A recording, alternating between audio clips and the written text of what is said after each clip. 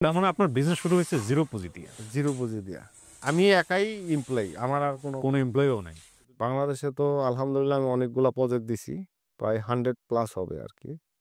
এই গত মাসেও আমি ৩ টা মেশিন ডেলিভারি দিছি। মানে সম্পূর্ণ অটোমেটিক। শুধু একবার টাচ করলে মেশিন অটোমেটিক মাল এগুলো সব আপনার ব্রেন চাইল্ড মানে নিজে বানাইছেন? আমার নিজে। কয়েক লক্ষ, মিনিমাম ১,০০,০০০ দরকার বাংলাদেশে। কিন্তু বাংলাদেশে মাত্র আছে সর্বোচ্চ হিসাব করলে ২,০০০। আমি শুনলাম ১ মাসে আপনি ৪ কোটি টাকা সেল করেছেন, এরকম ঘটনা। জি, ১ মাসে আমি ১২ টা মেশিন সেল করেছি। আমার তো একেকটা মেশিনের দাম অনেক। যেমন ৩০,০০,০০০, ৩২,০০,০০০ করে আমি সেল করি আচ্ছা। একটা মেশিন। কি পরিমাণ খরচ হয় একেকটা মেশিনে? একেকটা মেশিনে মোটামুটি আমার 70% তো খরচ হয়। খরচে 30% লাভ হ্যাঁ, থাকে। যেহেতু এটা রেডি স্টকে লাভ বেশি। আসসালামু আলাইকুম প্রিয় দর্শক এবং শ্রোতা। আল্লাহর সর্বাবস্থায় আমাদের সবার মঙ্গল করুন সেই দোয়া এবং শুভকামনা জানিয়ে শুরু করছি ব্র্যান্ডিং বাংলাদেশের একটি এপিসোড। এবং শুরুতেই আপনাদেরকে জানিয়ে নিচ্ছি, যদি আপনি studio of creative arts limited SOC এর সামাজিক যোগাযোগ মাধ্যমের জন্য নির্মিত অনুষ্ঠান ব্র্যান্ডিং বাংলাদেশ লাইভ, ওয়ান কিংবা আপন ঠিকানা যেকোনো একটাতে আসতে চান, আপনি আমাদেরকে মেইল করতে পারেন। আমাদের মেইল অ্যাড্রেসটি হচ্ছে sharemystory24@gmail.com। আপনারা বড় করে দেখতে পেলেন। এছাড়াও ভিডিওর কোণাতে এই মেইল অ্যাড্রেসটি কিন্তু পুরো ভিডিও জুড়েই থাকে। এছাড়াও আমাদের ফোন নাম্বার রয়েছে। ফোন নাম্বারটি হচ্ছে 09639888777। ভাই, নামটা একটু বলেন। আমার নাম মোহাম্মদ মেহেদী হাসান সুমন। সুমন ভাই, বয়স কত? 37। শুরু করুন আপনি একেবারে শৈশব থেকে, যেখান থেকে বলার আছে। হুম। আমাদের ফ্যামিলিতে ছিল আমার বাপ বাপ বা আমার চাচারা এবং আমার আব্বাকে নিয়ে ৪ জন, আমার ফুফুর হলো ৬ জন। আচ্ছা, জন্ম জেলা কোথায় আপনার? আমার হোম ডিস্ট্রিক্ট হচ্ছে মুন্সিগঞ্জ জেলা। মানে ঢাকার পাশেই? জি, মুন্সিগঞ্জ জেলা, মুন্সিগঞ্জ সদর থানা। আচ্ছা। আ আমার যে সময় স্মরণ আসে, আমি আসে দেখি যে না, আমার দাদার মোটামুটি ভালো অর্থ সম্পদ আছে। তা হঠাৎ করে আমার আব্বাকে বলল যে অন্য সাইডে বাড়ি করে দিবে। কিছুদিন পর ঠিকই আমার আব্বাকে ওই জায়গায় বাড়িটারি আমার দাদা করে দিল, একটা ঘর করে দিল। তো আমার আব্বা তো যৌথ ফ্যামিলি থাকা অবস্থায় কোনো কাজকাম বা ফিজিক্যালি কোনো কাজকাম শিখে নাই বা এরকম কিছু করতে পারে না। দেখতাম যে আব্বার খুব কষ্ট হইতাছে, মানে আমাদের ফ্যামিলি চালানোর জন্য যে সাংসারিক বাজারটা লাগে এটা করতে পারতেছে না। আব্বা তারপর কাজ শুরু করে দিল, যেটা ডেইলি হাজিরায় কাজ। ৪ জনের ফ্যামিলি। কিন্তু ৪ জনের ফ্যামিলি আমার আব্বা একা কাজ করে করতে পারতেছে না। তো আমি ওই জায়গায় যাওয়ার পরই আমি ক্লাস 1 এ ভর্তি হই। এই পড়াশোনার সময় যে স্কুলের খাতা, কলম এগুলা কিনার আমার আব্বার আর্থিক তেমন ওই সময় ছিল না। কারণ আমাদের ওই সময় মানে চাউল আর ডাল এটাই ছিল মূল মেজর বাজার। যেগুলো আমাদের চাহিদা, কাপড়-চোপড় এগুলো এরকম ছিল না। কিন্তু ওই সময় আমার দাদা, আমার অন্যান্য চাচারা তারা সবাই আর্থিক অবস্থা খুব ভালো ছিল। 5 পর্যন্ত করার পরে আমার আর লেখাপড়া হয় না। কয় ওরে এক জায়গায় কাজে দিয়ে দিব। মানে এটাকে কাজে দেওয়া মানে কি বছর চুক্তিতে কাজে দেওয়া যেটা বলে? এটা আমি ওই সময় মানে রিজেন যাওয়ার পরে আরকি বুঝতে পারছেন। করছি। আচ্ছা। তো আমার আবার কথা ছিল যে আমি ওখানে পড়াশোনা করব। আমি যাই করি আমার ওখানে স্কুলে ভর্তি করানো লাগবে। আমি স্কুলে যাবো আসবো। আমি লেখাপড়া করব, পাশাপাশি যে শ্রম লাগে আমি সেটা দিব। তো ওই সময় আমার বেতন ধরল ৳২৫০। ৳২৫০, ওনাদের গরু আছে, পুকুর আছে, তারপর বিভিন্ন গৃহস্থী আছে, ধান-টান আছে, এগুলা ৳২৫০ মাসে? মাসে। তো অনেক কিছু আমি বুঝে ফেলছি। পৃথিবীর সম্বন্ধে আমার অনেকটা আইডিয়া আসছে যে আসলে দুনিয়া কত কঠিন। অভাব কিন্তু একটা জিনিসকে, মানুষকে অনেক দ্রুত ম্যাচিউর হ্যাঁ, করে ফেলে। ওখানে পাশেই একটা ছেলের সাথে আমার বন্ধুত্ব হয়। ওর নাম ছিল জিশান।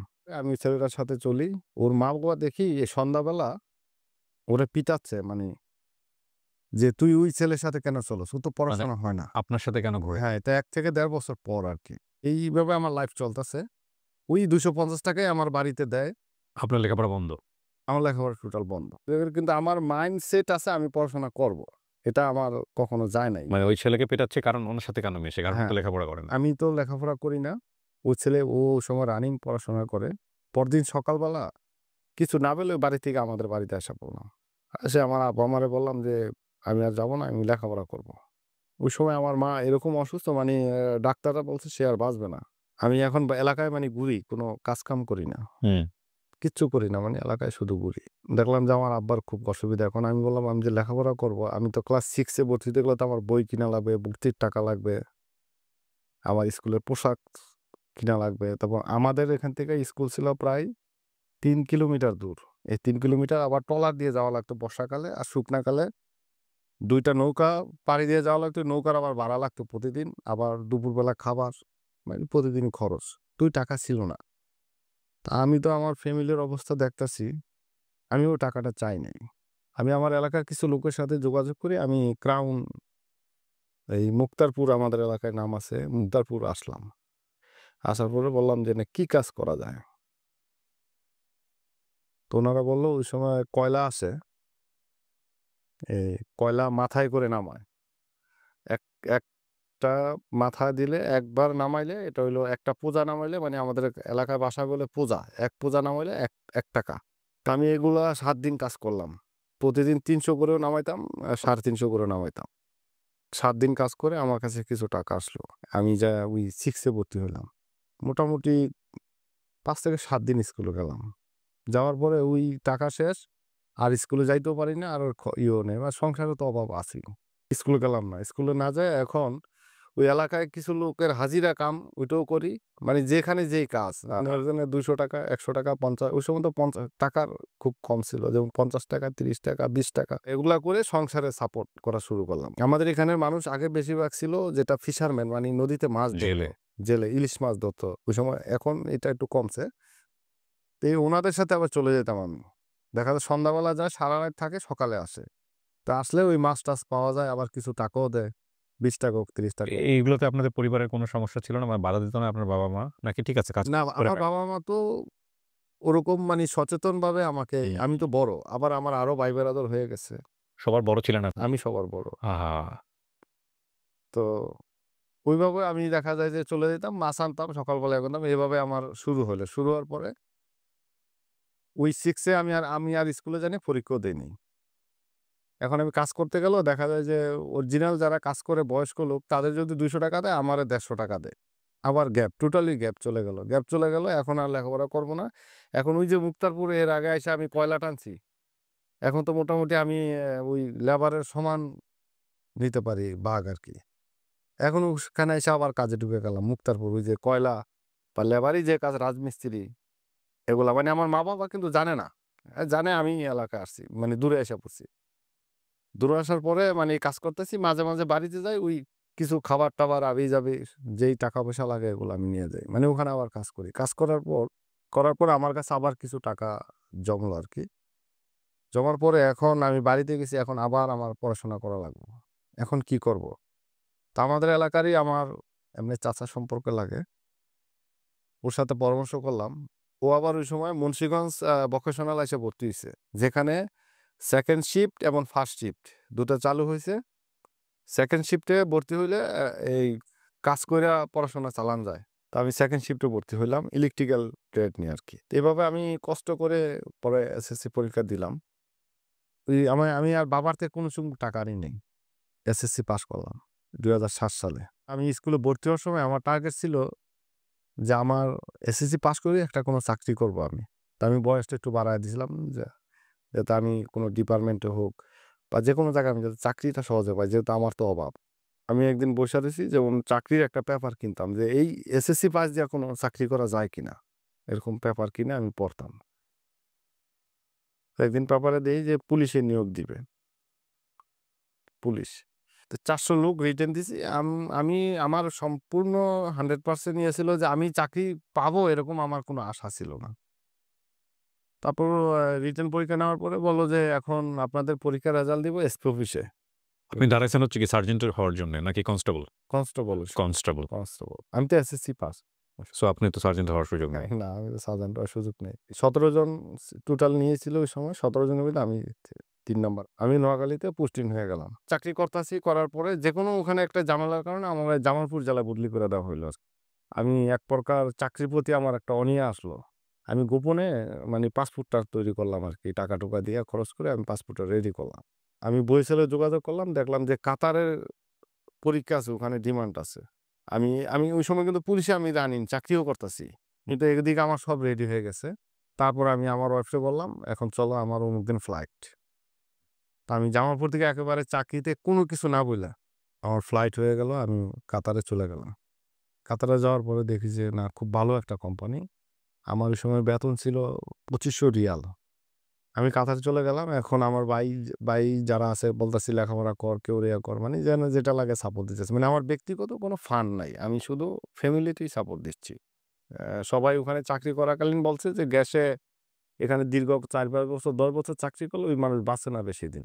গ্যাসের কারণে শরীরে ক্ষতি হয়। গ্যাসের একটা ক্ষতি হয়। ওইখানে ছিল লিকুইড পেট্রোলিয়াম যেটা ওকে। আমরা ব্যবহার করি এলপিজি হিসাবে বিভিন্ন। এটা তো রিফাইনিং করার পরে এই লিকুইড পেট্রোলিয়াম ফিল্ডে ছিলাম আমি। তো আমি ২ বছর পর আসার পরে এটা একটা আমার ভয় ঢুকলো যে ওখানে টাকা আছে কিন্তু লাইফ তো শেষ। আমি আর বিদেশে মানে ভিসা রিনিউ করে আসছি কিন্তু আমি আর যাই নাই। আমি এক প্রকার কোম্পানিরে মেইল করলাম যে আমি আর আসবো না। আমার যারা পরিচিত আছে তাদেরকে আমি না কইরা দিলাম। না করার পরে আমার কাছে ওই সময় কিছু টাকা ছিল। এর ভিতরে আমার একটা রিসার্চ ছিল। মানে আমি রাস্তা দিয়ে যদি একটা কিছু দেখতাম মানে এটাও নিয়ে আমি ভাবতাম। কাতারে যে চাকরি করছি মানে কাজে ফাঁকি দেই নাই। মানে দেখা যায় যে উপর দিয়ে একটা জিনিস আমাকে বলতো এটা ক্লিন করার জন্য। কিন্তু এর ভিতরে কি এর ড্রইং কি, এর ডাটা কি, এর কিভাবে মেকানিজম এগুলা সব আমার মাথায় নিয়ে নিতাম। ওই বড় মেশিন সেকশনে গিয়ে আবার আমি মানে আমার কাজ শেষ। কোনো ওটি নাই। ওইখানে যেয়ে আবার আমি শ্রম দিতাম যে মেশিনে কি ডিজেল ইঞ্জিন এত বড় ইঞ্জিন এটার কি আছে? ইঞ্জিন রুমে আমি সময় দিতাম। তারপরে এই বিভিন্ন যুদ্ধজাহাজ আসতো সার্ভিস করতে ওগুলো তো আমি দেখতাম মানে কেমনি কি মেকানিজমটা। দেশে আসার পরে আমার কাছে কিছু টাকা আছে। কিছু টাকা বলতে দেখা যায় যে ৫-৭ লাখ। আমি ভাবলাম যে যেহেতু আমি ইলেকট্রিক্যালের আমার এক্সপেরিয়েন্স আছে ইন্ডাস্ট্রি লেভেলে। আমি বাংলাদেশের যারা চায়না কোম্পানি ওখানে আমি যোগাযোগ করি যে আমি ইলেকট্রিক্যালের কোনো ইকুইপমেন্ট আমি সাপ্লাই দিতে পারি কিনা। তো আমি সিনহাইড্রো কোম্পানির ওই সময় ম্যানেজার ছিল মিস্টার মার্টিন। আমি মার্টিনের সাথে এসে যোগাযোগ করলাম। মার্টিন বলল, "হ্যাঁ, ডিমান্ড আছে।" কোটেশন দিলাম। কোটেশন দেওয়ার পরে বলল যে, "জানাবো।" তো আমাকে ১ সপ্তাহ ১০ দিন পরে আমাকে ফোন দিছে সরাসরি যে, "হ্যাঁ, আমাদের এই মালগুলা লাগবে।" ইলেকট্রিক্যাল বিভিন্ন আইটেম আরকি। তো আমি ওখানে কিছু মাল সাপ্লাই দিলাম। সাপ্লাই দেওয়ার পর আমার মোটামুটি ভালো একটা প্রফিট হইছে। তারপর আর কোনো মাল নেয় নাই। তারপরে আমি বালু, পাথর বললাম যে, "এগুলা লাগবে নি?" কয়, "হ্যাঁ।" ওগুলো আমি সাপ্লাই দিলাম। এই সাপ্লাই দেওয়ার পরে কোম্পানি টাকা ঠিকই দিছে। কিন্তু যারা সাপ্লাই বা আরো মিডিয়ার কারণে আমার এখানে একটা বিরাট একটা লস হয়ে গেল। লসে মোটামুটি আমি ৩০ লাখ টাকার মতো আবার ঋণ হয়ে গেলামগা। এই পাথর আর বালুর ব্যবসা করে কিছুদিনের ভিতরে। আমি আবার টেনশনে পড়ে গেলাম যে আমি এখন কি করব? এখন চিন্তায় আমার মোটরসাইকেল ছিল। মোটরসাইকেলে নদীর পাড়ে গিয়ে বইসা থাকতাম ওহো! প্রতিদিন।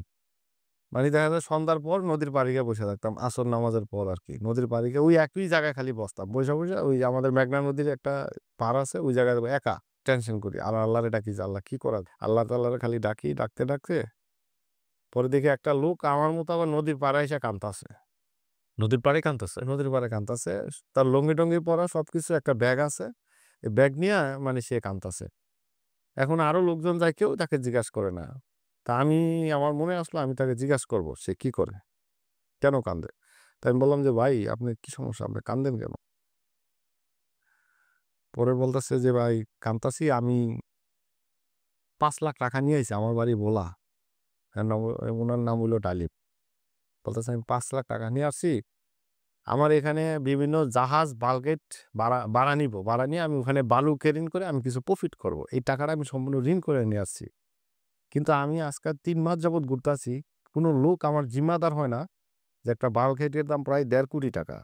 তা কেউ ৳১.৫ কোটি জিম্মাদার হয় না এলাকার।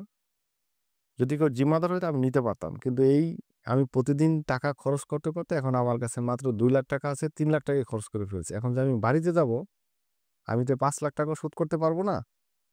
আর বাল্কহেড যদি আমি নিতে পারতাম তাহলে আমি ব্যবসা করে টাকাটা শোধ করতে পারতাম। তো কিন্তু বাল্কহেড ওনাকে ৳১.৫ কোটি বাল্কহেড মানে ৳৫,০০,০০০ দিয়ে কেন দিবেন? আমি বিষয়টা বুঝতে এটা পারছি হইলো না। অ্যাডভান্স লাগে আরকি। বাল্কহেড বলতে যেটাতে বালু টানে। এটারে বলগেট বলা হয় আমাদের দেশের ভাষায় এটাতে বালু টানে। আমি যদি ভুল না বুঝে থাকি একটা নৌকার মতো যায় একদম পানির সমান হয়ে যায়। ওইটাকে আপনি বলতেছেন বাল্কহেড? হ্যাঁ, ১০,০০০ আচ্ছা, আচ্ছা। ফুট ২০,০০০ ফুট দাম কত বললেন? ৳১.৫ কোটি? ৳১.৫ কোটি। ৳১ থেকে ৳১.৫ কোটি একটার দাম। এই একটা নৌকার দাম। হ্যাঁ, একটা নৌকা। তো এটা নিয়ে উনি যাবে ওখানে। ওখানে এটা উনি ভাড়া নিবে মাসিক চুক্তিতে। এটা দিয়ে উনি এই বালু ক্যারিং করে ব্যবসা করে দেখা যাবে ভাড়াও দিবে আর যেটা থাকে ওইটা হলো উনার লাভ। সো এই ৳৫,০০,০০০ অ্যাডভান্স দিয়ে উনি হচ্ছে এটা নিতে আসছে কিন্তু কেউ রাজি হচ্ছে না। কিন্তু এটার যে জিম্মাদার মানে স্থানীয় বলছে যে মুন্সিগঞ্জের একজন স্থানীয় জিম্মাদার হইতে হবে। তাহলে আমি এই যে মালিক সে বলছে আমি দিব। তার বাড়ি তো দূরে। তার বাড়ি তো বোলা। আচ্ছা এজন্য কেউ রাজি হচ্ছে না। কেউ রাজি হয় না। সে অনেকদিন যাবৎ ঘুরছে। এখন সে মনের দুঃখে ওখানে যায় সেও কাঁদতাছে। তারপরে এখন আমি বললাম যে, "ভাই আপনার দেখে আমার খুব মায়া লাগছে। আমি জিম্মাদার হবো।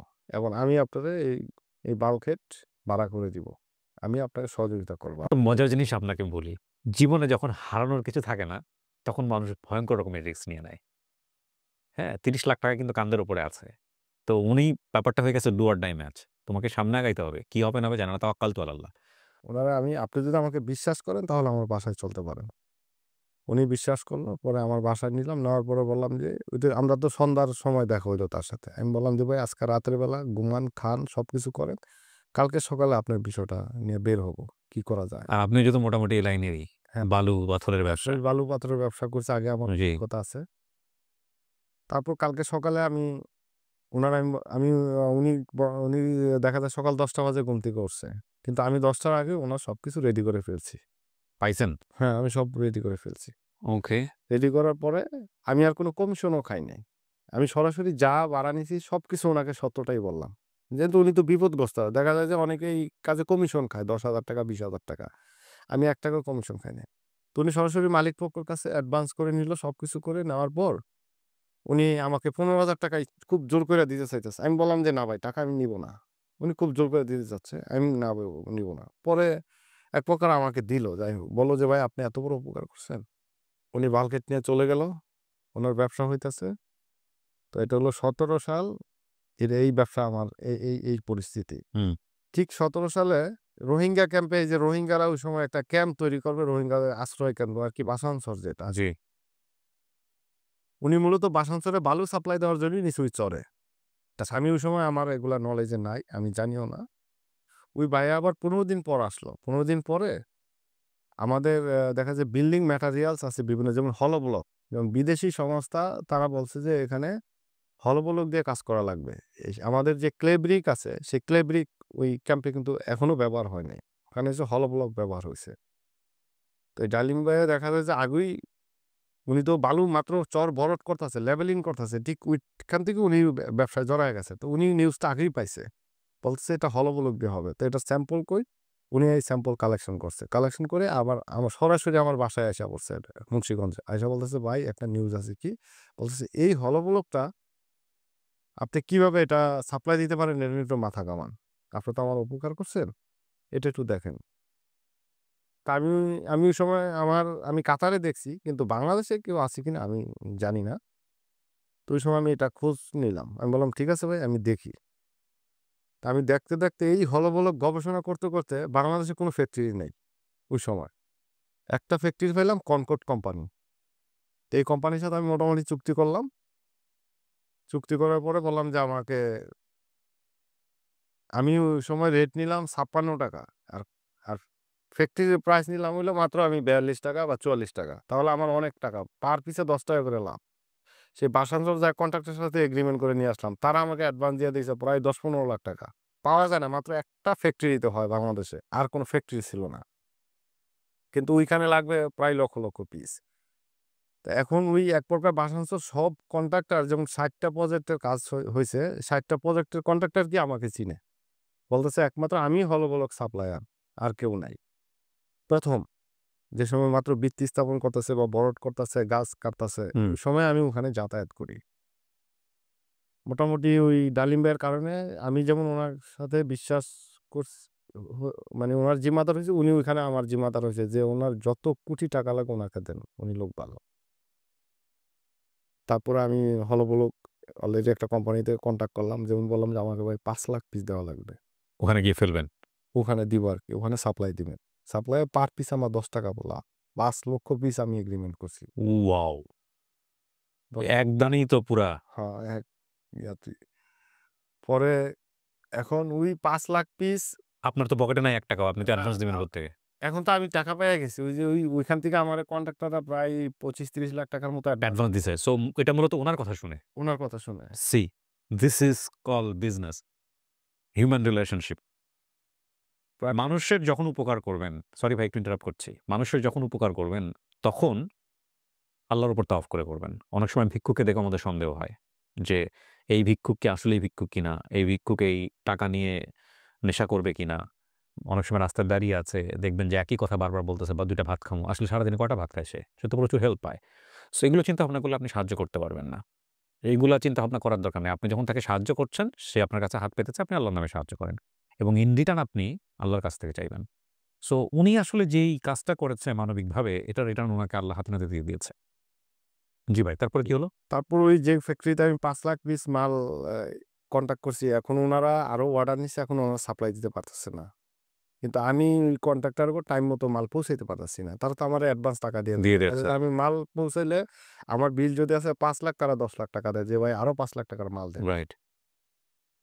এখন এটা নিয়ে আমি গবেষণা করলাম। যেহেতু আমি ইলেকট্রিক্যাল, আমার ইন্ডাস্ট্রিয়াল নলেজ আছে। আমি চিন্তা করলাম এটা কি আমি নিজে তৈরি করা যায় কিনা? তো আমি তাৎক্ষণিক YouTube এ ঘাটাঘাটি শুরু করলাম যে কি করা যায়? YouTube এ ঘাঁটতে দেখলাম যে এটা হ্যান্ড মোল্ড, যেটাকে বলে মোল্ড বা ডাইস ছোট, এরকম করে বানানো যায়। তা আমি মোল্ড ১ম ২০ টার মতো মোল্ড বানাইলাম। মানে আমি কিন্তু এখন এর ভিতরে কিন্তু আমার ঘুম নাই, খানা নাই। মানে আমি যে কোথায় আছি আমিও জানি না। যেমন এই এখন মন চায় আমি এটা দেখছি ১ম সাতক্ষীরা একজনে বানায়।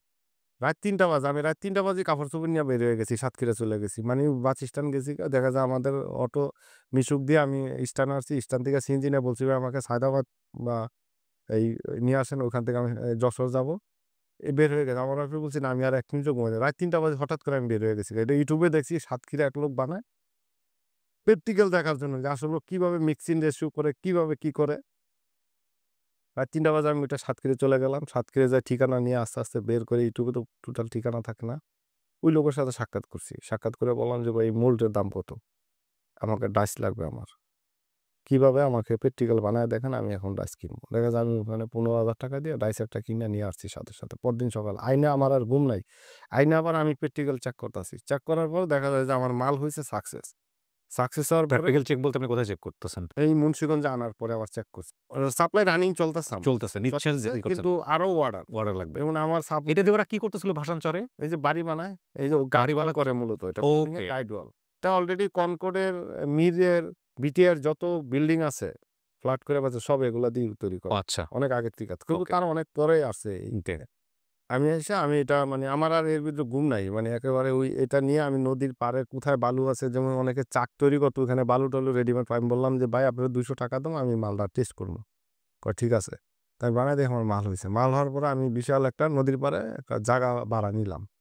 ভাড়া নেওয়ার পরে আমি প্রায় ৫০০ লোক হাজিরায় নিছি। ৳৫০০ হাজিরা, ৫০০ লোক দৈনিক। এই ৫০০ ডাইস আমি রাত-দিন ২৪ ঘন্টা নিয়ে আমি ওয়ার্কশপ কয়েকটা ভাড়া নিয়ে বানাইছি। বানায় নদীর পাড়ে ডিপ টিউবওয়েল গাড়ছি। ওই যে আমার তো টাকা অ্যাডভান্স দিতাছে আর হেরা বলছে, "আপনার টাকা সমস্যা নাই।" পরে এই দিন-রাত ২৪ ঘন্টা লাইট লাগায়া, জেনারেটর লাগায়া এই মাল হইতাছে। আমি প্রতিদিন ১৫,০০০ করে মাল সাপ্লাই দিছি। এরকম গেছে। যাওয়ার পরে মোটামুটি এটা কয়েকদিন দিলাম। দেওয়ার পরে বাংলাদেশে আরো অন্যান্য মেশিনারি ঢুকে গেছে। ওই সময় দেখতেছি কিছুদিন যাওয়ার পরে উনারা বলতেছে যে, "না এখন অটো মেশিনে মাল নিবে। এখন আর এই হ্যান্ড মেশিনে মাল নিবে না। এটা পিএসআই বা এটার স্ট্যান্স, এটা একটা এটা হবে না।" উনারা একটা করে দিল। দেওয়ার পরে মোটামুটি আমি ভালো সাপ্লাই দিছি। এখন আমার মাথায় এখন মোটামুটি আমার কাছে দেখা যায় যে টোটাল টার্মে ওই ঋণ আমি শোধ করে আমার কাছে আবার ২০-২২ লাখ টাকার মতো হয়ে গেছে আরকি। সো আপনি অটোমেশন মেশিন কেনার দিকে ঝুঁকলেন। হ্যাঁ, আমি এখন কেনা না যে অটো মেশিন চায়না থেকে আনা সবকিছু করা তো আমি এই মার্কেট ধরতে পারব না। আমার নিজে তৈরি করা লাগবে। ও! আমি যদি চায়না থেকে আনতে যাই আমার ২ মাস লাইগা যাবে। সময় লেগে যাবে। তো ২ ততদিনে মাস ক্লায়েন্ট চলে যাবে। ক্লায়েন্ট চলে যাবে। তো আমি তো আর এই মার্কেট তো আর ধরতে পারব না। তারপরে আমি নিজে এটা কিভাবে বানানো যায়? আমি ২ টা একটা ওয়ার্কশপ ভাড়া নিলাম। মানে ওয়ার্কশপ ভাড়া বলতে রাত্রে ভাড়া নিলাম। দিনে ওয়ার্কশপ ওয়ালা কাজ করবে আর আমি বললাম, "ভাই রাত্রে এটা কি করেন?" কয়, "রাত্রে বন্ধ থাকে।" আমি কই, "রাত্রে আমি আপনার ওয়ার্কশপে আপনার ইকুইপমেন্ট আমি ব্যবহার করব। আমি একটু রিসার্চ করব। আর একজন লোক ভাড়া নিলাম দৈনিক রাত হিসাবে ৳১,০০০ কইরা। তা আমি সব নিজের বুদ্ধি। আমার বুদ্ধি।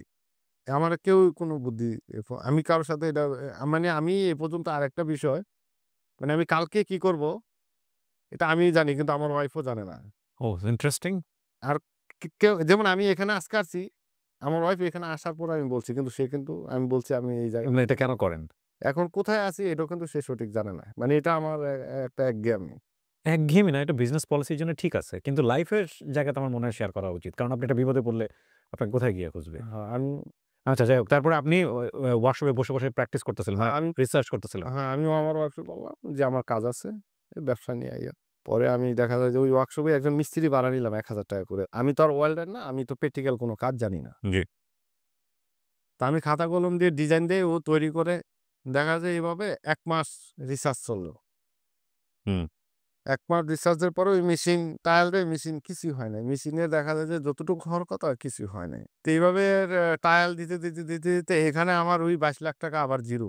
মানে আবার জিরো হয়ে গেছে। এই এখানে ২-৩ মাস চর্চা করতে আর ওই মার্কেটও আমি ধরতে পারি নাই। এর ভিতরে আরেকটা আমার সাপোর্ট আছে। আমার একটা ভাই ওই যে আপনার BOSL এর মাধ্যমে আবার দক্ষিণ কোরিয়া চলে গেছে। শর্টে বলি। ওরও অনেক কাহিনী আছে কিন্তু ওর আবার BOSL এর মাধ্যমে টিকার পরে ও আবার দক্ষিণ কোরিয়া চলে গেছে। দক্ষিণ কোরিয়ায় মোটামুটি ও ৩,০০,০০০ ৳৩,৫০,০০০ সেলারি পায় ওই সময়। মানে আর এদিক দিয়ে আমার ব্যবসাও চালু হইছে। কিন্তু এর ভিতরে আমার ভাইটা আবার লটারি করে সবকিছু পাস হয়ে দক্ষিণ কোরিয়া চলে গেছে। এখন আমার ফ্যামিলিতে মোটামুটি আর আমার আর ওদিকে পিছনে না। কিন্তু এবার আমি ঋণ হইলাম না কিন্তু আমি আবার জিরো ব্যালেন্সে মানে এমন হয়ে গেছে আমার কাছে আর ৳৫,০০০ নাই গা। এখন আর আমার ওয়াইফরে বলি না যে এইভাবে যে ফান্ড সব নষ্ট করে লাইছি। কিছু চলে না। কিন্তু এটা অনুভব করছে যে আমি আবার লসে পড়ছি। এখন আমি বললাম যে আমি আর মুন্সিগঞ্জে থাকবো না। আর কোনো কিছু করব না। আমি ঢাকায় চলে যাবো। ঢাকায় গিয়ে কোনো ব্যবসা করব। ঢাকায় কি করব এটাও আমি জানি না।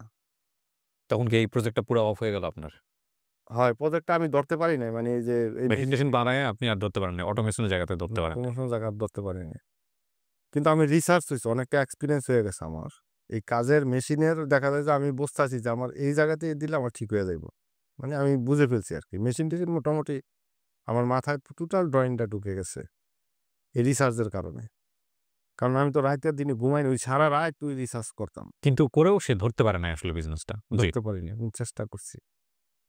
তারপরে আমার কাছে একেবারে মানে ব্যালেন্স ছাড়া।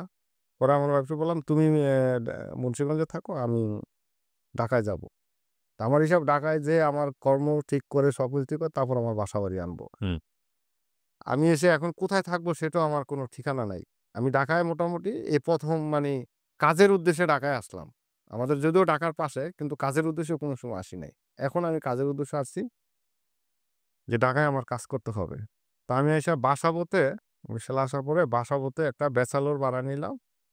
দেখা যায় যে আমার কোনো বেডিং কিছু নাই গা। আমি আর ওই যে আমার যে রুমমেট ৳২০০ হুম। ৩০০ না ৳৫০০ না ৳১২০০ এরকম হবে। আমার টোটালি খেয়াল নাই মানে মাসে ভাড়া। হুম।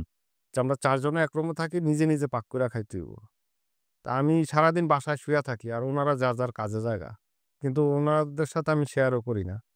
আমার ওই যারা রুমমেট ছিল আমি তাদের সাথে শেয়ারও করি নাই যে আমি যে এত ব্যবসা-বাণিজ্য সবকিছু করে ধরা খাইয়া এখন ঢাকায় পইড়া রইছি। এখন আমি খালি দিনে রাইতে সবসময় ঘুমায়া থাকি। আমি মানে আর এখন আমি কি করব এটা আমি বুদ্ধি পাই না। বুদ্ধি না পাওয়ার কারণে আমি তো ওই যে আমার একটা এক্সপেরিয়েন্স ইলেকট্রিক্যাল, ইন্ডাস্ট্রিয়াল আর এই মেশিন রিসার্চ নতুন করে টেকনোলজিটা। তো ১৯ সালে সরকার একটা গেজেট করল যে পরিবেশ বান্ধব ইট দিয়ে এখানে বাড়িঘর নির্মাণ করা লাগবে। আমাদের যে ফসলি জমি টপসোয়েল কেটে এই যেটাকে বলা হয় ক্লে ব্রিক যেটা আমরা কয়লা দিয়ে পোড়ায়া এবং বায়ু দূষণ করে যে ইটগুলো তৈরি হয় এগুলো সরকার মানে রাখবে না। এটা একটা গেজেট করে ফেললো ১৯ সালে। গেজেটের পরে আমার একটা সাহস আসলো না আমি এই লাইনেই থাকবো, এই লাইনে আর ছাড়বো না। এখন আমি যাই ওই যে বুইগর, নারায়ণগঞ্জ বুইগরে ওদিকে ঘুরি যে কি করা যায়। আমার কাছে কিন্তু টাকা নেই। আমি গিয়ে হুট করে একটা ওয়ার্কশপ ভাড়া নিয়ে ফেললাম। ভাড়া বলতে বললাম যে, "এটা কত টাকা ভাড়া?" বলল যে, "এটা ভাড়া হইলো ৳১৭,০০০ মা প্রতি মাস ভাড়া।" আমি বললাম, "অ্যাডভান্স কত?" বলল যে, ৳৩০,০০০ অ্যাডভান্স দিলে হবে।" মোটামুটি এটা ২ থেকে ২২০০ স্কয়ার ফিট ওয়ার্কশপটা। আমি বললাম যে, "ভাইয়া আমি ভাড়াটা দিমু ১৫ দিন পর। আর এটার ভাড়া ১৭,০০০ তাও ঠিক আছে।" আমি তো ওই যে আগের থেকেই কম্পিউটারের প্রতি আমার একটা নলেজ আছে। তো ওই সময় Facebook-টেসবুক তো ১৯ সালে পুরা মানুষ সব ইয়া করছে। আমি একটা বুস্ট করলাম। আমার একটা আমি নিজে মানে ডিজাইন করে এখন আমার চেয়ার টেবিলও নাইগা ওই ফ্যাক্টরি টোটাল খালি। এখন একজন ক্লায়েন্ট আমারে দেখে মানে সে বলল যে, "আমি এই মাল নিবো।" তো আমি ফোনে যোগাযোগ করে সবকিছু কনফার্ম করলাম। যেমন ৳১.৫ লক্ষ বিক্রি করলাম। একটা কিছু মানে মেশিনের একটা সাধারণ একটা অংশ। ৳১.৫ লাখ আমি বিক্রি করলাম। বলল যে, "আমি ৳৫০,০০০ অ্যাডভান্স দিব। আমি আপনার এখানে কালকে সকালবেলা আসবো।" মানে আজকে করছি রাতেই আমার একজন ক্লায়েন্ট আমি ফাইনাল পেয়ে গেছি। আমারও টাকার দরকার। আমি কিন্তু ওয়ার্কশপ অ্যাডভান্সও দেই নাই। আর আমার কাছে টাকাও নাই। মাত্র ৳৫,০০০ ছিল। কিন্তু আমার ভাই কিন্তু ওই সময় টাকা কামায়। কিন্তু আমার ভাইয়ের থেকে আমি ৳১০ আনি নাই। মানে আমি ওই যে কারো কাছে চাওয়ার অভ্যাসও নাই। ফ্যামিলি থেকে আমি এখন পর্যন্ত আমার ফ্যামিলি আমি বলতে পারব না কারোতে আমি ৳২০০ এনে চলছি এখন পর্যন্ত। হুম। আমি আমার নিজেরটা নিজে আমি চলি এখনো। তো আমি বুশ করার পর রাত্রি আমার ক্লায়েন্ট একটা কনফার্ম বলল যে আমি সকালবেলা আসবো। এখন সকালে আমি কি করব? আমার তো চেয়ার টেবিলও নাই। ওয়ার্কশপে তো বিভিন্ন ওয়েল্ডিং মেশিন, গার্নিং মেশিন আরো ইকুইপমেন্ট থাকবে সেগুলো নাই। আমি কি করব? আমি কি করলাম একটা চেয়ার টেবিল মোটামুটি ওই দেখা যায় যে আগে অনেকে দোকানপাট ভাড়া নিয়া ছাইরা জায়গায় করে এরকম একটা জোগাইলাম আরকি গলির ভিতরে কার আছে। এজন্য দিল বাউ কইরা। ২ জন মিস্ত্রি নিলাম। এই এরপরে ওইদিনকে হাজিরা দিমু আরকি। তারপর ওয়েল্ডিং মেশিন ভাড়া করলাম আমি দেখা যায় একটা মেশিন একটা গার্নিং এটি কত ৳২,০০০ মিস্ত্রির ভাড়া কত ৳৭০০ আর ৳১৪০০ তো আমার টোটাল ৳১৪০০ যাইবো। আর চেয়ার টেবিল এমনি আনলাম। তো আমার কাছে ৫,০০০ আছে। আমি তো ৳৩৪০০ সন্ধ্যায় বিল দিয়ে দিবো। আর ওয়ার্ক অর্ডার হইলে তো আমার সমস্যা নাই। তো আসার পরে ওই ভাই মোটামুটি ভালো। দেখার পরে আমার উনি ১ মিনিটও কেন জানি সময় নেয় নাই। একটা চেক দিয়া গেল কয়, "ভাই ঠিক আছে আপনি আমার মাল বানায় দেন। আপনার প্রতি আমার বিশ্বাস আছে।" ওই সময় আমি মার্কেটেও ঢুকি নাই। তারপর আমি চেকটা ভাঙায়া টাকা ক্যাশ করলাম। ক্যাশ করার পরে উনার যে ইকুইপমেন্ট এটা তো আমার বানাতে হবে। আমি মালামাল র মেটেরিয়াল কিনলাম। দেখা যায় প্লেট-টেলেট কিনা উনার মাল আমি বানানো শুরু করলাম। এই আমার কিন্তু মেশিন ভাড়া। এখন ওই মিস্ত্রিও তো আমি পাইছি। আমার কাজ চলতেছে। মোটামুটি ৩ দিনের ভিতরে উনার কাজ কমপ্লিট। কমপ্লিট করে আমি ডেলিভারি দিছি। উনি আমার ওই যে ৳১,০০,০০০ দিয়ে দিছে। মোটামুটি আলহামদুলিল্লাহ আমার 50% ই প্রফিট। তো 50% আমি ৩ দিনের ভিতরে প্রফিট করলাম। আমার কাছে টাকা ছিল না। প্রফিট করার পরে আমি ভাবলাম আগে আমার ওয়ার্কশপের অ্যাডভান্স টাকা আমি দেই। ওই এখানে যে এটা কি ইট বানাইলেন আপনি? না, এটা এটা হইলো পার্কিং টাইলস যে আমরা তৈরি হয়। ও পার্কিং টাইলস বানায়। এটা তো এক ধরনের ইটই বলা চলে। পার্কিং এর টাইলস না এটা এটার মেশিনের আমি বানাইছি। এটার যেমন ভাইব্রেশন টেবিল লাগে, মিক্সার মেশিন লাগে। আচ্ছা। এগুলা তো এই মেশিনগুলো আপনি বানায় দিছেন। মেশিনগুলো আমি বানায় দিছি। ওই সেই আগের রিসার্চের অভিজ্ঞতাগুলো কাজে আগের লাগছে। রিসার্চের অভিজ্ঞতা। এই মেশিনটা আমি তৈরি করে দিছি। ৳৭৫,০০০ লাভ হলো তার। ৳৭৫,০০০ ৳১,৫০,০০০ বিক্রি করে ৳৭৫,০০০ লাভ। ৳৭৫,০০০ লাভ হইছে। লাভ হওয়ার পরে আমি ওই অ্যাডভান্সটা দিয়ে দিলাম। আরেকটা অর্ডার আইসা পড়ছে এর ভিতরে। আরেকটা অর্ডার আছে যশোরে। এরকম বাংলাদেশী একটা মেশিন অনেকে রিসার্চ করছে কিন্তু এটা সাকসেস হইতে পারে নাই। ওই খুব বড় কোম্পানি ওই সময়। ওইখানকার ম্যানেজার আমারে যোগাযোগ করেছে, "ভাইয়া আপনি আমাদের এখানে এসে দেইখা এই কাজটা করে দিয়া যান।" তা ওখানে কি করতে হবে? ওই মেশিনটা আবার রেডি করে দিতে হবে। আমি ডিজাইন দিয়া আমার ওরা কি বানাবে মেশিন দিয়ে? ওই ইটি বানাইবো। আচ্ছা, আচ্ছা। সরকার তো গেজেট করে দিছে। এখন আচ্ছা। তো এগুলা তো এখনো চলমান সব অটোমেটেড হইতে হবে। অটোমেটেড। তারপর উনি বলল, "আমি যশোরে চলে গেলাম।" ওই কাজটা করে আমার হাতে তো এখন ওই কাজটা আবার উনি আমার এর ভিতরে আমার ২-৩ দিন ফোন দিছে যে, "আপনি আসেন।" তো আমি বললাম, "আমার তো এখন সময় আছে, আমি আসতে পারবো।" আর আমার ওয়াইফ তো মুন্সিগঞ্জেই। আমি তো ঢাকায় কিন্তু ঢুকে গেলাম। মানে কোনো কাজের আশা না। ৩-৪ দিন শুধু ঘুমাইছি। হুম। রুম থেকে বের হইনি। পরে আমি চলে গেলাম যশোরে। যশোরে যাওয়ার পরে মেশিন দেখলাম। দেখার পরে আমি বললাম, "হ্যাঁ, আমি ঠিক করতে পারবো। এটা ৳৩,৫০,০০০ লাগবে।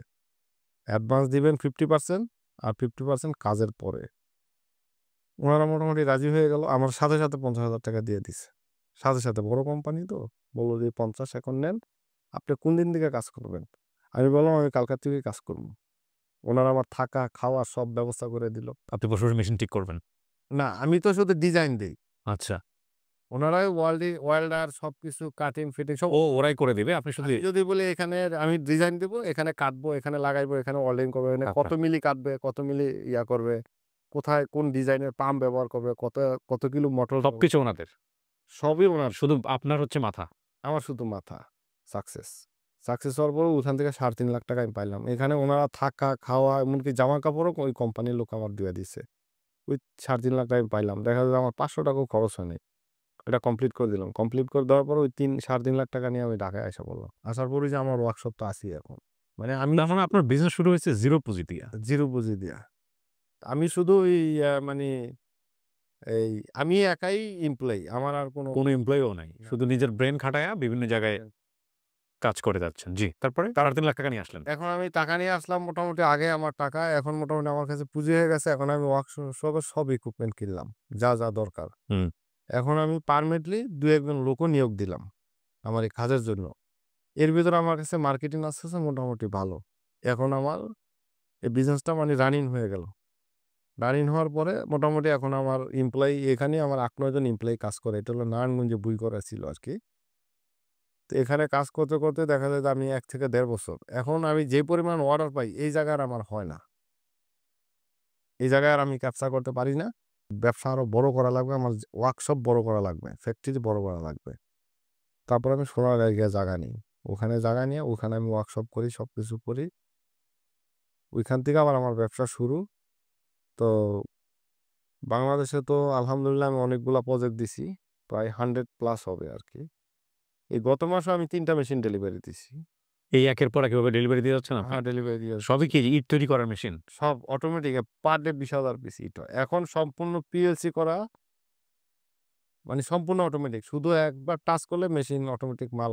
এগুলো সব আপনার ব্রেন চাইল্ড, মানে নিজে, নিজে বানাইছেন? আমার নিজে, নিজে। এখানে বিভিন্ন দেখা যায় হাইড্রোলিক আইটেমগুলো আমার ইনপুট করা, ইলেকট্রিক আইটেম আছে, মোটর।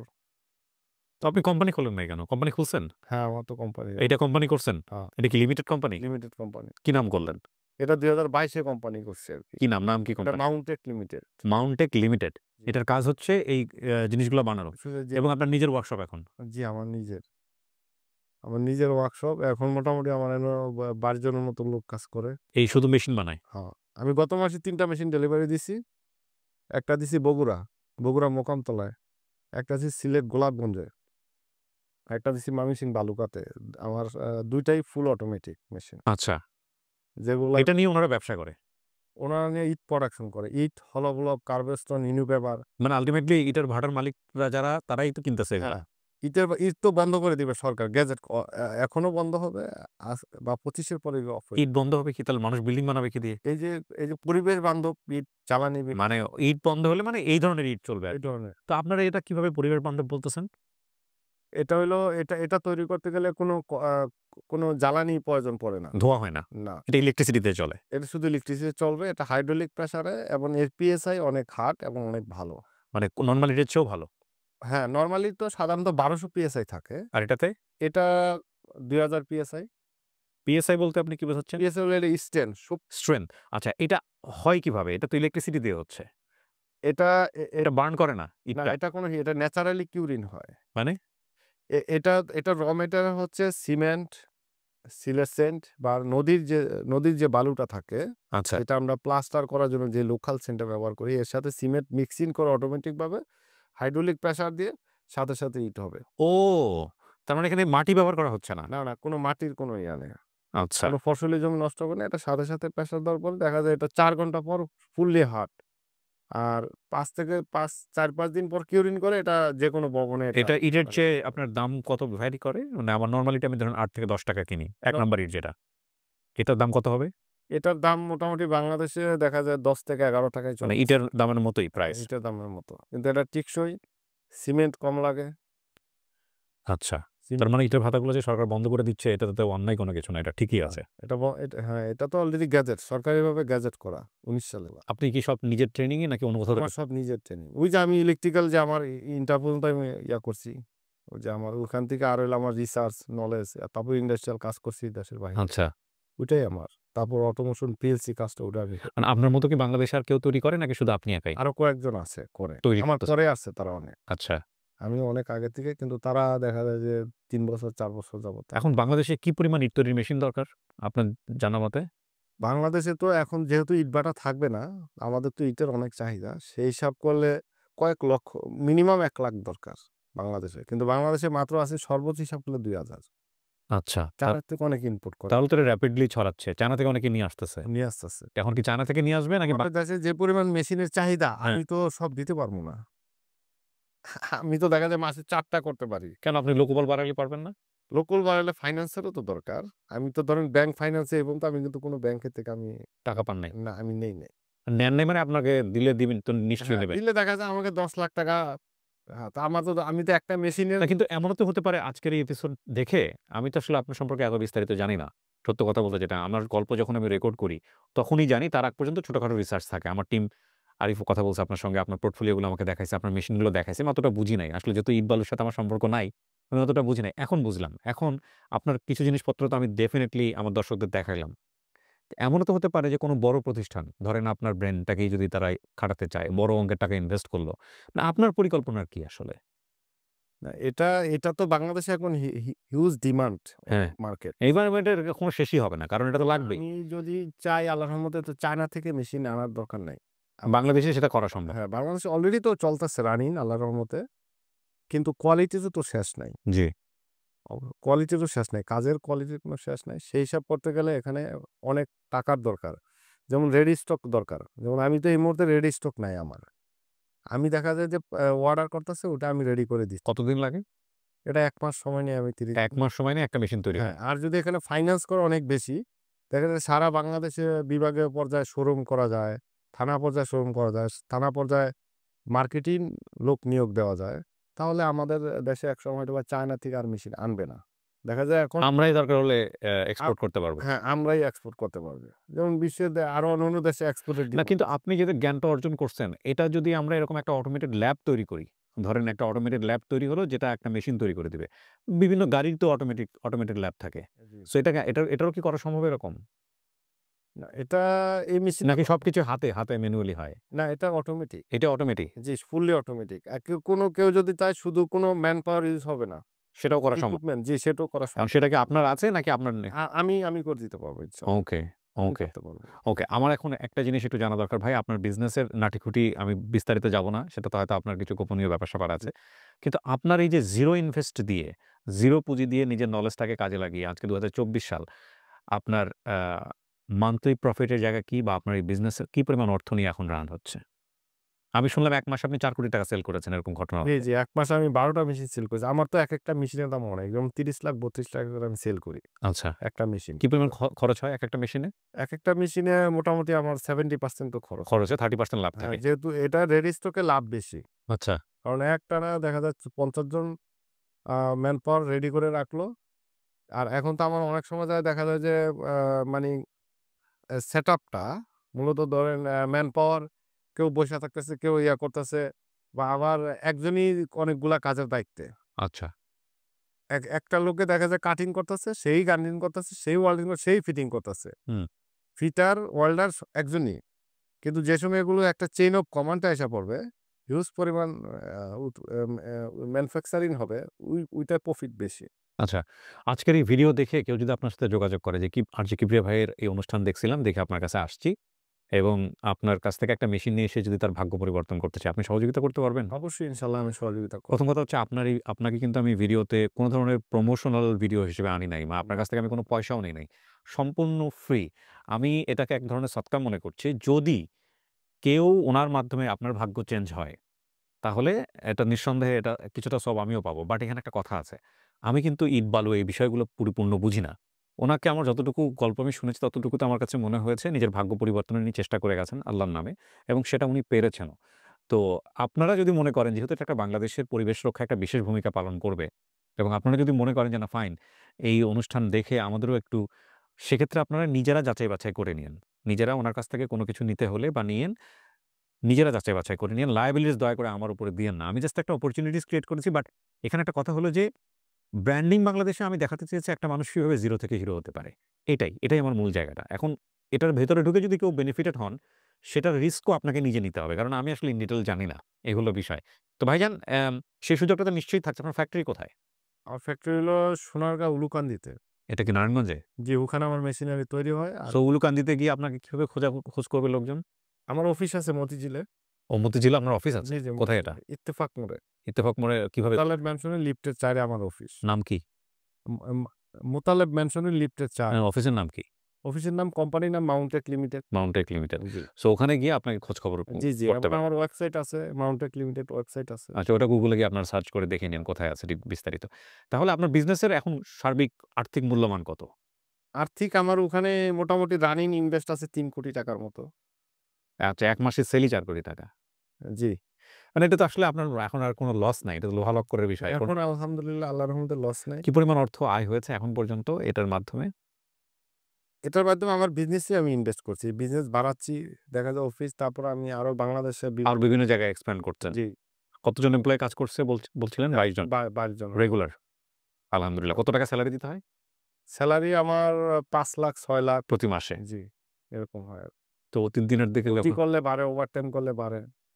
দিনের দিকে যখন তাকান যে পকেটে পয়সা ছিল, নদীর ঘাটে বসেছিলেন। অবশ্যই মাঝে, মাঝে স্মরণ করি যে আল্লাহ তাআলা আলহামদুলিল্লাহ আল্লাহ খুব ভালো রাখছে। এটা আমি চিন্তা করি যে আল্লাহ আসলেও আল্লাহ আমার প্রতি সহায় আছে। জিনিসটা হোঁচট খাইছি জীবনে অনেক। সো আমার একটা বিনীত রিকোয়েস্ট, যদি আজকের এই অনুষ্ঠান দেখে, আমি আপনাকে ডেফিনিটলি বলতেছি আজকের অনুষ্ঠানের আগে আপনার সাথে আমার দেখা হয় নাই। আমার অনুষ্ঠানে আমার টিম মেম্বার আপনার সঙ্গে আপনি কি আমাদের এখানে এপ্লাই করেছিলেন আসার জন্য, কথা বলার জন্যে? নাকি আমরা আপনাকে খুঁজে বের করেছি না, কোনটা? আমি এপ্লাই করছি। আমি তো আপনাদের এই অনুষ্ঠানগুলো দেখি। ওই যে আমি কাতার যে শুনছিলাম, হ্যাঁ, ওই সময় থেকে আমি এটা শুনতাম। আপনি আমাদের এখানে ফোন দিয়েছিলেন না? ওই সময় মানে জীবনের গল্প বা গা হ্যাঁ, বলিব সত্য বলিব হ্যাঁ, রেডিওতে করতাম আমি। রেডিওতে। তো ওই সময় আমি শুনতাম। শুনতে তো আমি এখনো এগুলো আমি শুনি আপনার এই অনুষ্ঠানগুলো। আমার খুব ভালো লাগে। তো ওখান থেকে আমি ভাবলাম যে না আমি তো এখন আমার কিছু অভিজ্ঞতা আমার জীবনে আমি শেয়ার করতে পারি যেটা মানুষ শুনুক। যে মানুষ ইচ্ছা করলে বা চেষ্টা করলে অনেক কিছু করা সম্ভব। জি। এজন্য আমি মূলত আমি তো আপনি ব্যস্ততা আমাদের আছি। এখানে ফোন দিয়েছিলেন। জি, তারপরে আমাদের আরিফ আপনার সঙ্গে কথা বলেছে। আমি জি, একটা কথা আপনাদেরকে বলি আবারও, যে এটা ব্র্যান্ডিং বাংলাদেশের একটা এপিসোড। এটা প্রমোশনাল কোনো ভিডিও না। উনি আমাদের এখানে পয়সা দেননি বা আমরাও উনার কাছ থেকে পয়সা নেইনি। আমরা উনার গল্প শুনে মনে হয়েছে যে হাজার লক্ষ মানুষকে ইন্সপায়ার করা যায় আজকের এই গল্প দিয়ে। কিন্তু এই গল্পের অন্য একটা দিক বের হয়ে গেছে। শুধুমাত্র ইন্সপায়ার না, হাজার লক্ষ মানুষের ভাগ্য পরিবর্তন করা সম্ভব with the name of almighty Allah.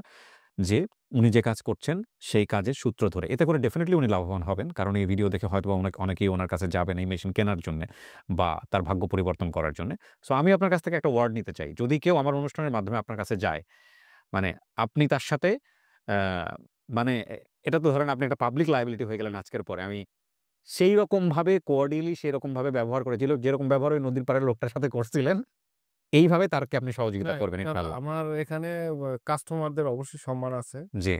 Commitment অনুযায়ী আমি ডেলিভারি দেওয়ার চেষ্টা করি। জি। সো প্রিয় দর্শক এবং শ্রোতা, এটুকু আমি তাকে আদায় করে নিলাম পাবলিকলি কমিটমেন্ট। কিন্তু একটা মনে রাখবেন যে আসলে আমরা উনাকে প্রমোট করিনি এখানে। যদি যান উনার কাছে এই ইটের ব্যাপারে বা কোনো কিছুর ব্যাপারে, এইটার লায়াবিলিটি সম্পূর্ণই আপনার। ভালো-মন্দ সম্পূর্ণই আপনার। বাট আমি দোয়া করি আপনার জন্য, আপনার যেন ভাগ্য পরিবর্তন হয়। কিন্তু আমাদের মূল জায়গাটা হচ্ছে 0 থেকে হিরো হওয়ার জায়গাটা। যে একটা মানুষ চাইলে, আন্তরিক থাকলে সে নিশ্চয়ই নিজেকে অনেক দূর নিয়ে যেতে পারে। আমি অনেক ধন্যবাদ জানাই ভাই। আপনি জি, আপনার গল্পের আজকে অনেকখানি এখানে শেয়ার করলেন। বাট আপনার বয়স তো মাত্র 37 বলছিলেন। জি। জীবনে অনেক দূর যাবেন, অনেক কিছু করার আছে এবং ফ্যামিলিগতভাবে এখন আমার ভাইয়েরাও কিন্তু সবাই সবাই বিদেশে সবাই কর্মরত। মাশাআল্লাহ বাবা বেঁচে আছে? হ্যাঁ, আলহামদুলিল্লাহ বেঁচে বাবা আছে। খুশি? হ্যাঁ, আলহামদুলিল্লাহ। এখন তো নিশ্চয়ই দিনমজুর এসব বিষয়। তো বাড়ি তো আমরা বাড়ি-টাড়ি করছি সবকিছু আলহামদুলিল্লাহ ওই আবার দাদার সম্পদও তো আমরা ভাগ পাইছি। আমাদের তো আগেই স্থায়ী সম্পদ ছিল। জীবনে কঠিন সময় থাকবেই। হ্যাঁ। কিন্তু কঠিন সময়ের কাছে হেরে গেলে চলবে না। হ্যাঁ? কঠিন সময় ঘাড়ে নিয়েই আল্লাহর নামে তাওয়াফ জি, করে সামনের দিকে আগায় যেতে হবে। এটাই হচ্ছে মূল কথা। আপনাকে অনেক ধন্যবাদ আমাদেরকে সময় দেওয়ার জি, জন্য। ভালো থাকবেন আপনি। জি, আসসালামু আলাইকুম। ওয়ালাইকুম আসসালাম। প্রিয় দর্শক এবং শ্রোতা, শেষ হচ্ছে আজকের ব্র্যান্ডিং বাংলাদেশ। যারা এতক্ষণ আমাদের সঙ্গে ছিলেন তাদেরকে আবারও ধন্যবাদ জানিয়ে শেষ করছি। অনেক ভালো থাকুন। আজকের মতো এ পর্যন্তই। আসসালামু আলাইকুম।